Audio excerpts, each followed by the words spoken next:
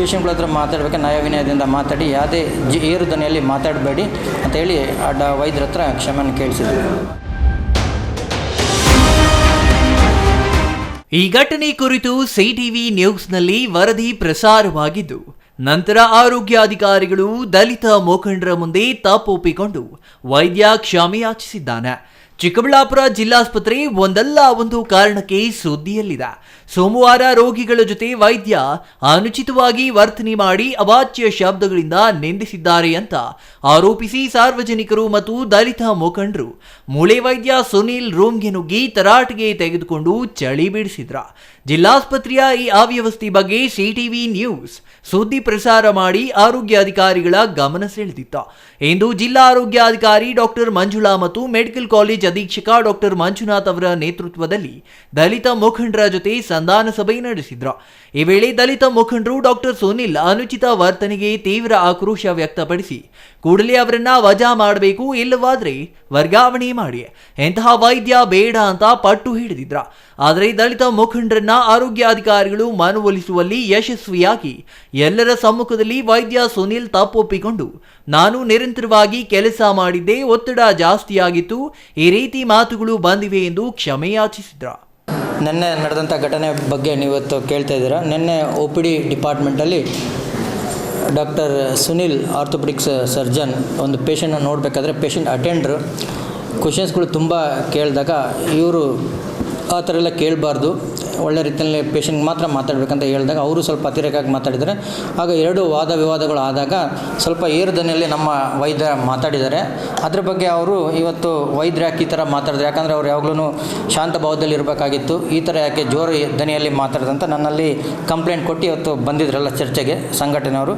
ಅವ್ರ ಜೊತೆಲ್ಲ ಮಾತಾಡಿ ಕುಲಂಕುಷವಾಗಿ ಇಬ್ಬರನ್ನ ಕರೆಸಿ ವಿಚಾರ ಮಾಡಿದಾಗ ಗೊತ್ತಾಯಿತು. ನಮ್ಮ ಡಾಕ್ಟ್ರು ನಿನ್ನೆಲ್ಲ ನೈಟ್ ಡ್ಯೂಟಿ ಮಾಡಿದ್ರು, ಮತ್ತು ಬೆಳಗ್ಗೆ ಮತ್ತು OPD ಸ್ಟಾರ್ಟ್ ಆದಾಗ ಅವರು 108 ಕ್ವಶನ್ಸ್ ಕೇಳ್ತಿದ್ದಂಗೆ ಯಾವುದೇ ಡಾಕ್ಟರ್ಗಾಗಲಿ ಒಂದು ಸ್ವಲ್ಪ ಇರಿಟೇಟ್ ಆದಾಗ ಇವರು ಸ್ವಲ್ಪ ಏರು ಧ್ವನಿಯಲ್ಲಿ ಮಾತಾಡಿದ್ದಾರೆ.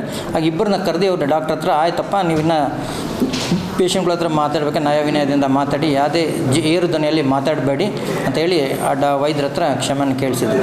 ಇದು ಸಾರ್ವಜನಿಕ ಹಾಸ್ಪಿಟ್ಲೆ, ಬಡವರ ಹಾಸ್ಪಿಟ್ಲೆ, ನಮಗೆ ಸರ್ಕಾರ ಸಂಬಳ ಕೊಡೋದು ಯಾಕೆ, ಪೇಷಂಟ್ನ ವೈದ್ಯರನ್ನ ನೋಡ್ಕೊಂಡು ಹೋಗೋದಕ್ಕೆ ಅಲ್ಲ. ಇವಾಗ ಎಲ್ಲ ಡಾಕ್ಟ್ರುಗಳನ್ನ ಇವತ್ತೇ ಸಾಯಂಕಾಲ ಮೀಟಿಂಗ್ ಕರೆದ್ಬಿಟ್ಟು ಇದ್ರ ಬಗ್ಗೆ ವಿವರವಾಗಿ ಹೇಳ್ತಾ ಇದ್ದೀನಿ. ನೋಡಿ, ಈ ಥರ ಇನ್ನೂ ಮತ್ತೆ ಘಟನೆಗಳು ನಡೀಬಾರ್ದು ನಮ್ಮ ಹಾಸ್ಪಿಟ್ಲಲ್ಲಿ, ಇದೇ ಕೊನೆ ಆಗಬೇಕಂತ ಹೇಳ್ತಾ ಇದ್ದೀನಿ.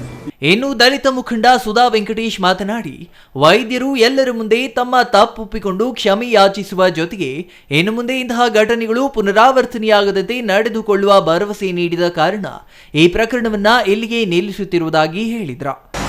ನಿನ್ನೆ ನಮ್ಮ ಎಲ್ಲ ದಲಿತ ಸಂಘಟನೆಗಳ ಎಲ್ಲ ಮುಖಂಡರುಗಳು ಸುಮಾರು ಒಂದು 100ರಿಂದ 150 ಜನ ಬಂದು ಇದು ಮಾಡಿರೋದು ಸರಿಯಿಲ್ಲ, ಇದನ್ನು ಸುನಿಲ್ ಡಾಕ್ಟ್ರ್ ಮೇಲೆ ಕ್ರಮ ಜರುಗಿಸ್ಬೇಕಂತೇಳಿ ನೆನ್ನೆಲ್ಲ ಒತ್ತಾಯ ಮಾಡಿದ್ರು.